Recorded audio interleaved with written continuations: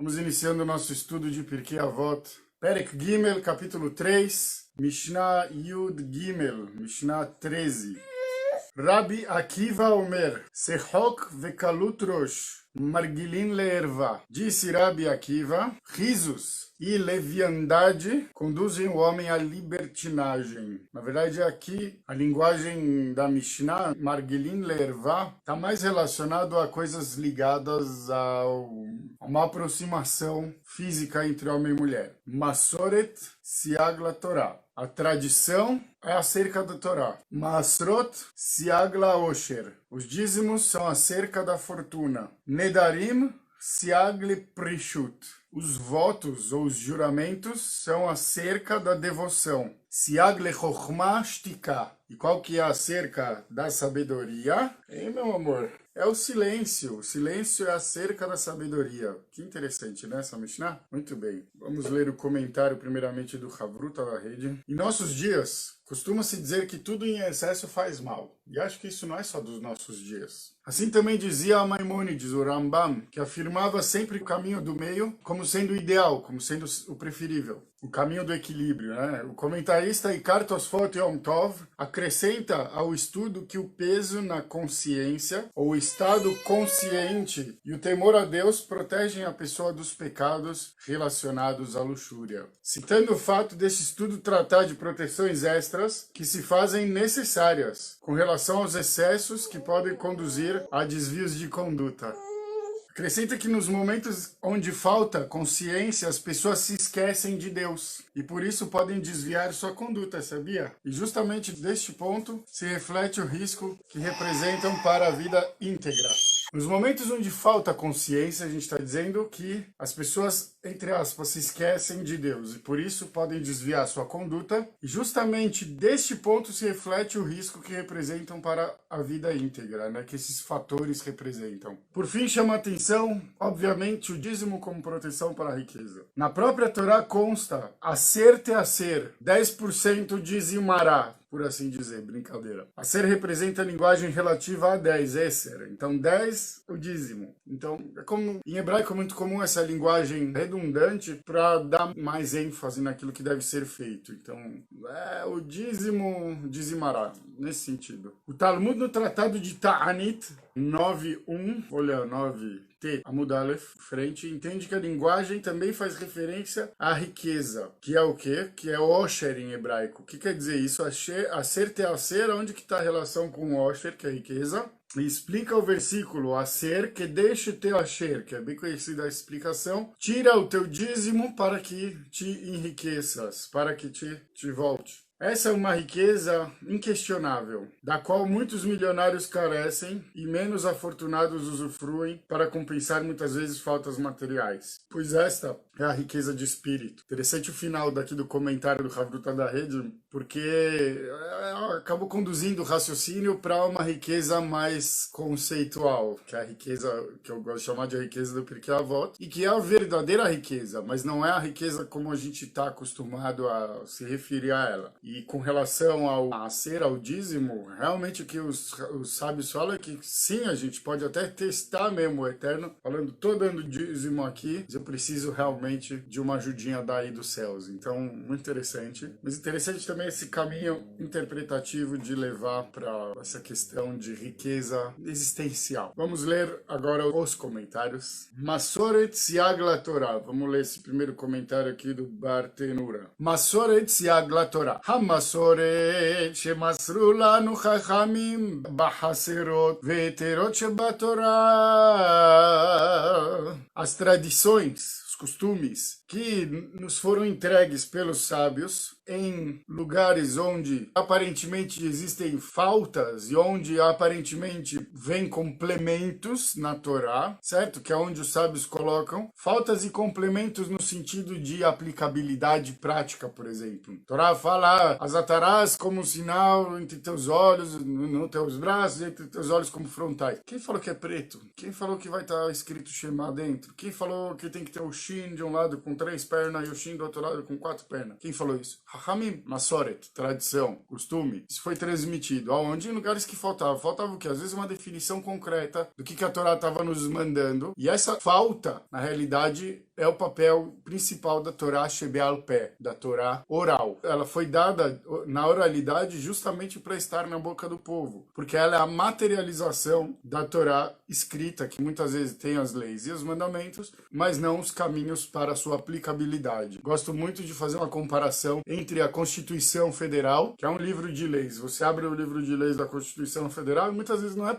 possível aplicar isso na prática. E aí para isso você tem os códigos, Código Penal, Código Civil, e eles vão norteando, dando mais materialidade a esses conceitos. Olha que interessante como que ele continua dizendo, exatamente como eu falei, mas em palavras melhores. Essas questões complementadas pelos sábios, elas são consideradas, olha o que o Bartenura diz, Hem gader vechizuk la Torah shebichtav. Essas complementações são um gader, são uma cerca, e também um hizuk, e também um fortalecimento. Também um fortalecimento para o que está escrito na Torá shebichtav, na Torá escrita. Então, Shaul, Torá é igual legislação. Eu não gosto de chamar a Torá de legislação, não gosto do nome Lei de Moisés, não acho isso producente no seguinte sentido. A Torá, diferente da Constituição, eu sei que eu que fiz a comparação, me perdoe, mas diferente da Constituição, a Torá, ela tem uma narrativa, ela tem uma história, ela tem uma sequência, ela tem inclusive contextualização para nos permitir perceber e aprender valores morais e valores de justiça atribuídos à personalidade das figuras da Torá. Por isso eu não consigo deixar igual. No exemplo que eu dei, talvez foi isso que você quis dizer, aí sim a Torá seria o equivalente a uma legislação primordial. Por isso que eu falei da Constituição. Mas eu quis fazer a comparação no sentido de que só a Constituição em si não é suficiente no que tange a aplicabilidade das leis que ela ordena. E assim também a Torá não é suficiente por esse aspecto. E daí também veio a nossa divergência em relação aos segmentos israelitas, vamos chamar assim, não judaicos, que não consideram a oralidade da Torá como parte essencial do estudo e da interpretação da Torá. Essa é a diferença-chave. Ah, caraíta é judeu. Não, não é. O judaísmo ele vem justamente desse complemento transmitido através da tradição, a palavra Masoret não aparece aqui por acaso, para que a gente conseguisse manter uma uniformidade e seguir um caminho coerente e coeso. Então, Shaul, a Torá oral como legislação, sim, e também acho que não. Desculpa se eu estou confuso demais hoje, porque sim, ela traz o caso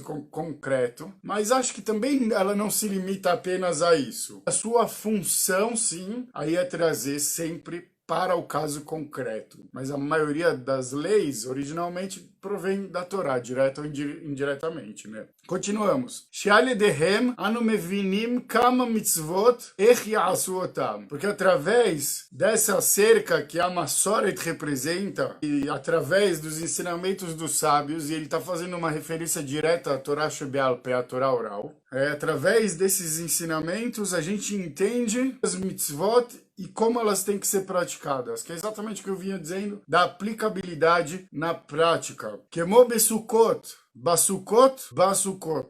Qual que é a ideia da linguagem? Aparece a linguagem e ela é escrita, aqui está escrita de uma maneira igual, mas está escrito 3 vezes a palavra basukot, mas quer dizer basukot 3 vezes no versículo da Torá escrita.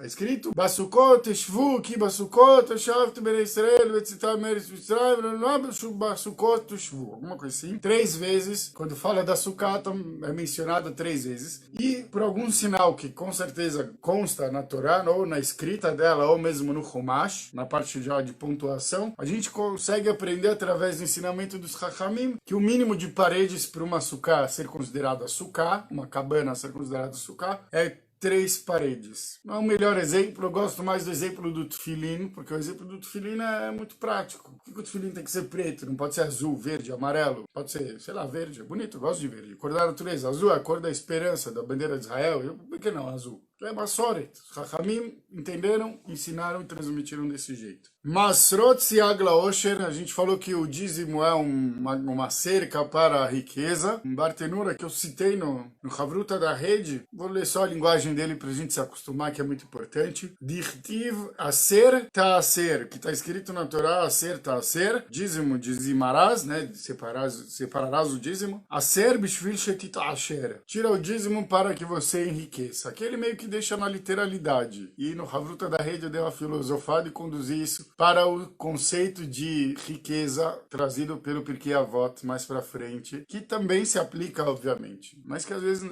pode ser entendido como não tão na prática, apesar que eu discordo. Yala, seguimos. Nedarim Siagla Prishut. A gente falou que os votos, os compromissos são uma cerca para a devoção. בזמן שאדם מתחיל בפרישות ומתיירא שלא יעבור, לקבל עליו בלשון נדר שלא יעשה כך וכך. Então, quando a pessoa ela tá querendo se dedicar nessa devoção, né, se aprofundar ainda mais, e ela tem receio de que não, do nível desse comprometimento, ela recebe sobre si o compromisso numa linguagem de juramento, que ela não vai fazer isso e aquilo. E através disso, o Kovesh Titzro, vejam que fantástico. Através dessa estratégia, vou receber sobre mim.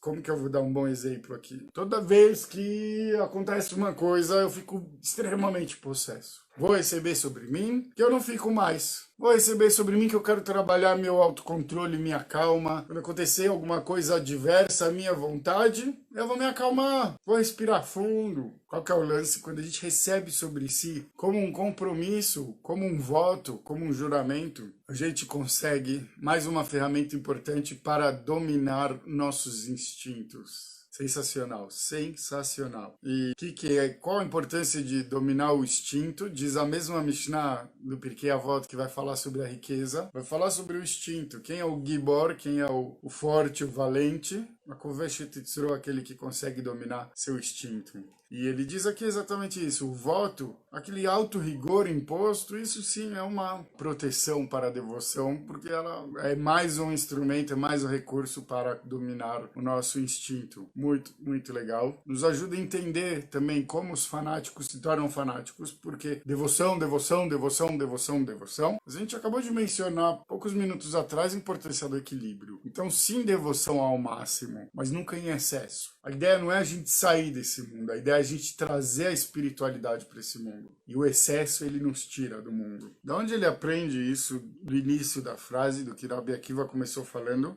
Risos, não é bem risos, aquela risada descontrolada, gargalhadas, aquela gargalhada desmedida, leviandade, conduzem o homem à libertinagem. É interessante que aqui o Zroa Yamin, que é um comentarista também daqui do Pirkei Avot, ele coloca aqui é um remes, é uma dica para o versículo que diz Midvar Sheker Tirhak, de palavras mentirosas te afaste. Mas Sheker era Sheitevot, é a abreviação de Sechok e Kalut Rosh, Sheker.